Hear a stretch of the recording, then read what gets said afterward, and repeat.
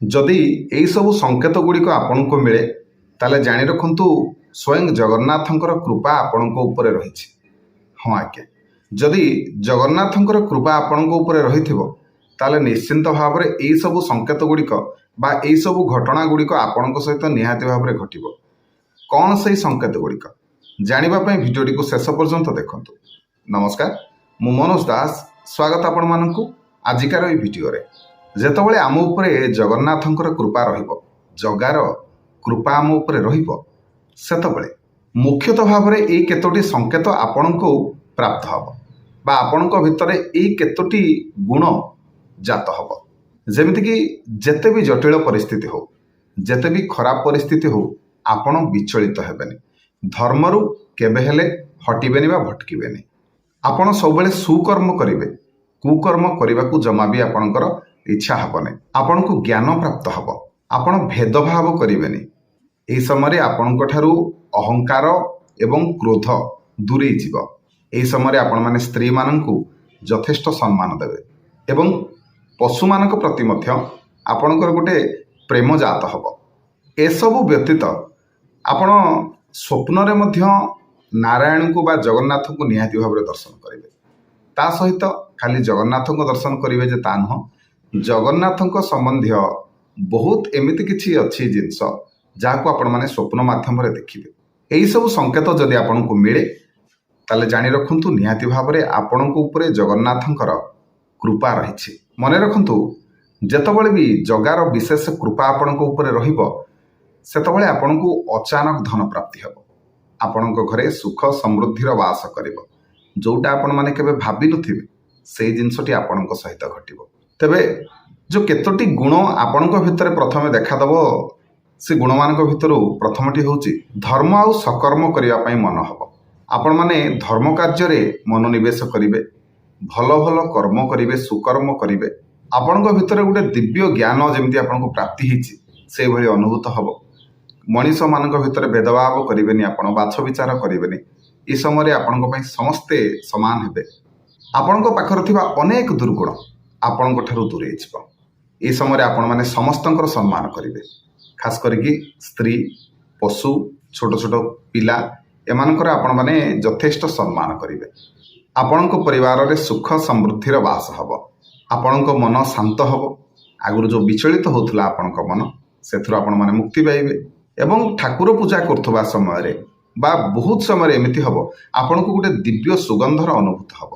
ଆପଣମାନେ ବସିକି ପୂଜା କରୁଥିବେ କିମ୍ବା ଏମିତି ବସିଥିବେ, ଏକୁଟିଆ ବସିଥିବେ, ଆପଣଙ୍କୁ ଅନୁଭବ ହେବ ଯେମିତି ସତେ ଗୋଟେ ଦିବ୍ୟ ବାସ୍ନା ଆପଣମାନେ ଅନୁଭବ କରୁଛନ୍ତି। ଆପଣଙ୍କ ମନରେ ଦୟା, କ୍ଷମା ଏସବୁ ଜାତ ହେବ। ଆଉ ଖାସ କରିକି ଏହି ସମୟରେ ଆପଣମାନେ ସ୍ୱପ୍ନ ଦେଖିବେ। ବହୁତ ସମୟରେ ସ୍ୱପ୍ନ ଆପଣମାନେ ଦେଖିବେ। ତେବେ ମନେ ରଖନ୍ତୁ ଆଜ୍ଞା, ସ୍ୱପ୍ନ ଯଦି ଆପଣମାନେ ଦେଖୁଛନ୍ତି ତାହା ମଧ୍ୟ ସତ ହୋଇଥାଏ। ତେବେ ଏହି ସମୟରେ ଯଦି ଆପଣମାନେ ଜଗନ୍ନାଥଙ୍କ ସ୍ୱପ୍ନ ଦେଖନ୍ତି କିମ୍ବା ନୀଳାଚଳ ଧାମର ସ୍ୱପ୍ନ ଦେଖନ୍ତି କିମ୍ବା ଆପଣମାନେ ପତିତ ପାବନ ବାନାକୁ ଦେଖନ୍ତି କିମ୍ବା ପୁରୀରେ ଥିବା କୌଣସି ପଣ୍ଡାଙ୍କୁ ଦେଖନ୍ତି, ସ୍ୱପ୍ନରେ ଯଦି ଆପଣମାନେ ଗାଈ ଦେଖୁଛନ୍ତି, ସ୍ୱପ୍ନରେ ଯଦି କୃଷ୍ଣଙ୍କୁ ଦେଖୁଛନ୍ତି, ବଂଶୀ ଦେଖୁଛନ୍ତି, ରାଧାଙ୍କୁ ଦେଖୁଛନ୍ତି, ସ୍ୱପ୍ନରେ ଯଦି ଆପଣମାନେ କୌଣସି ମନ୍ଦିର ଦେଖୁଛନ୍ତି, ସ୍ୱପ୍ନରେ ଯଦି ଆପଣମାନେ ଦେଖୁଛନ୍ତି ଆପଣଙ୍କୁ ସନ୍ତାନ ସୁଖ ପ୍ରାପ୍ତ ହେଉଛି, ସ୍ୱପ୍ନରେ ଯଦି ଦେଖୁଛନ୍ତି କୌଣସି ସନ୍ନ୍ୟାସୀ ବା ବାବାଙ୍କ ଠାରୁ ଆପଣମାନେ ଜ୍ଞାନ ପ୍ରାପ୍ତ କରୁଛନ୍ତି କିମ୍ବା କୌଣସି ସନ୍ନ୍ୟାସୀ, କୌଣସି ବ୍ରାହ୍ମଣ ଏମାନଙ୍କ ଠାରୁ ଆପଣମାନେ ଆଶିଷ ବା କଲ୍ୟାଣ ପ୍ରାପ୍ତ କରୁଛନ୍ତି କିମ୍ବା ସ୍ୱପ୍ନରେ ଯଦି ଆପଣମାନେ ଦେଖୁଛନ୍ତି ଶାନ୍ତ ଭାବରେ ଆପଣ ଗୋଟେ ସୁସ୍ଥ ପରିବେଶରେ ମାନେ ଭଲ ଜାଗାରେ ବସିଥିବେ, ଶାନ୍ତ ମନରେ ବସିଥିବେ, ଏଭଳି ସ୍ୱପ୍ନ ଯଦି ଆପଣମାନେ ଦେଖୁଛନ୍ତି ତାହେଲେ ଜାଣି ରଖନ୍ତୁ ଏହା ହେଉଛି ଆପଣଙ୍କ ପାଇଁ ଅତି ଉତ୍ତମ ସ୍ୱପ୍ନ। ଏଭଳି ସ୍ୱପ୍ନ ଦେଖିବା ଜଗନ୍ନାଥଙ୍କ କୃପା ମିଳିବା ସହିତ ସମାନ। ମନେ ରଖନ୍ତୁ, ଯେତେବେଳେ ବି ଜଗାର କୃପା ଆମ ଉପରେ ରହିବ ସେତେବେଳେ ନିହାତି ଭାବରେ ପ୍ରଥମେ ଡୋରି ଲାଗିବ ତାର ଦର୍ଶନ କରି ଯିବା ପାଇଁ, ସେ ଟାଣିବ ପୁରୀ ଆସିବା ପାଇଁ। ଯେତେ ବି କାମ ଥାଉ, ଯେମିତି ବି ପରିସ୍ଥିତି ହଉ, ଆପଣମାନେ ପ୍ରଥମେ ପଳେଇବେ ପୁରୀ, ତାର ଦର୍ଶନ କରିବେ। ଯାହା ଉପରେ ଜଗାର କୃପା ହୁଏ ସେ ପ୍ରଥମେ ତାକୁ ଡୋରି ଲଗେଇକି ଟାଣି ଆଣେ ଜଗନ୍ନାଥ ଧାମକୁ, ପୁରୀ। ତେଣୁ ଆପଣଙ୍କ ସହିତ ବି ଠିକ୍ ସେଇଆ ହେବ। ବହୁତ ଦିନରୁ ଚେଷ୍ଟା କରୁଥିବେ, ଯାଇପାରୁନଥିବେ, କିନ୍ତୁ ଅଚାନକ ଭାବରେ ଯିବେ। ଆଉ ସେଇ ସମୟରେ ବି ଆପଣମାନେ ଅନୁଭବ କରିବେ ଯେ ଯେମିତି ଧୀରେ ଧୀରେ ଆପଣଙ୍କର ଭଲ ହେବାକୁ ଯାଉଛି, ମଙ୍ଗଳ ହେଉଛି। ଯେଉଁ କାମ ଆପଣଙ୍କର ଅଟକିକି ଥିଲା, ଯେଉଁଠି ଆପଣଙ୍କର ସମସ୍ୟା ରହୁଥିଲା, ସେ ସବୁ ସମସ୍ୟା ଧୀରେ ଧୀରେ ଦୂରେଇ ଯାଉଛି। କାହିଁକିନା ଜଗାର ଆଶିଷ କଲ୍ୟାଣ ଆମ ଉପରେ ଏବେ ରହିଲାଣି। ଜଗା ଆମକୁ ତା ଚକା ଆଖିରେ ଚାହିଁଲାଣି। ଏହି ସମୟରେ ଈଶ୍ୱରଙ୍କ ଉପରେ ଅଧିକ ବିଶ୍ୱାସ ଆପଣଙ୍କର ଜାତ ହେବ। ଅଧିକ ସମୟ ଆପଣମାନେ ପୂଜାରେ ବିତେଇବେ। ଲୋକମାନଙ୍କର ସାହାଯ୍ୟ କରିବାକୁ ଇଚ୍ଛା ହେବ, ଆଉ ଆପଣମାନେ କରିବେ ମଧ୍ୟ।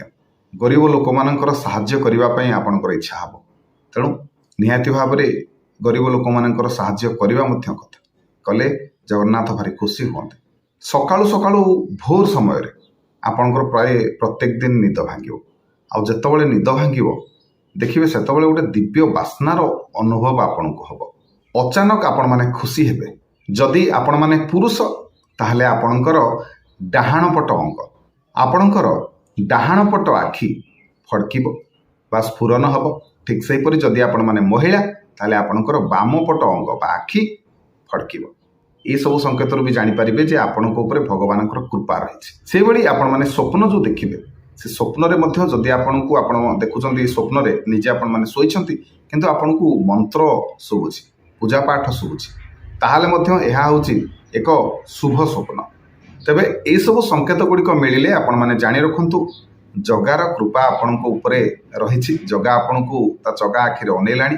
ନିହାତି ଭାବରେ ଆପଣଙ୍କର ଏବେଠାରୁ ମଙ୍ଗଳ ହେବ।